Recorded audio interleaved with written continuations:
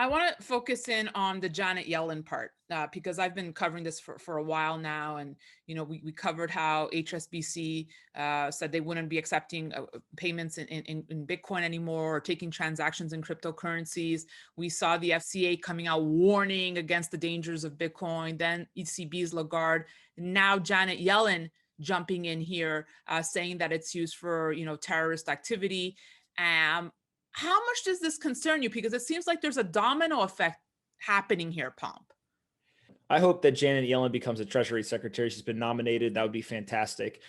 Janet Yellen is a big fan of devaluing the dollar and using it to address unemployment. We've got high unemployment. And so therefore, my expectation, both from the incoming administration and from Janet Yellen taking over as Treasury Secretary, is that we'll continue to see a lot of monetary and fiscal stimulus. And that ends up being great for investors who are long investable assets. And so I tend to think that that is a net positive for Bitcoin and for other assets as well. When it comes to this narrative around kind of criminals or nefarious use of cryptocurrencies, there are now studies that have come out and shown that 0.4% or less, 40 basis points or less of Bitcoin transactions are used for nefarious purposes.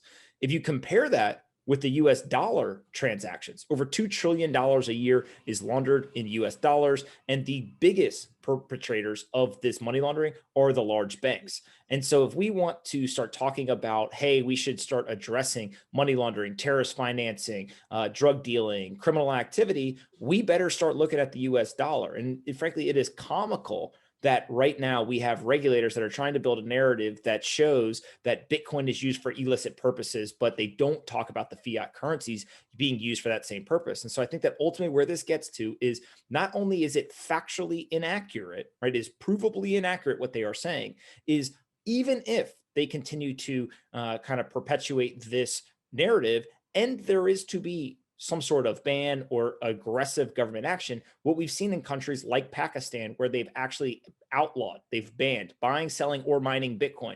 Yet adoption continues to go through the roof to the point where now local government inside of Pakistan is capitulating and saying, we are going to use government funds to actually mine Bitcoin. And so I think that what people have to understand here is, one, not only is the narrative inaccurate, two, it's incredibly misleading because they don't talk about the fact that $2 trillion, literally 2x the entire crypto market cap, is laundered in fiat currencies. But on top of that, it doesn't matter. Even if they come after it, people will still adopt it. And we're seeing that in other countries happen today.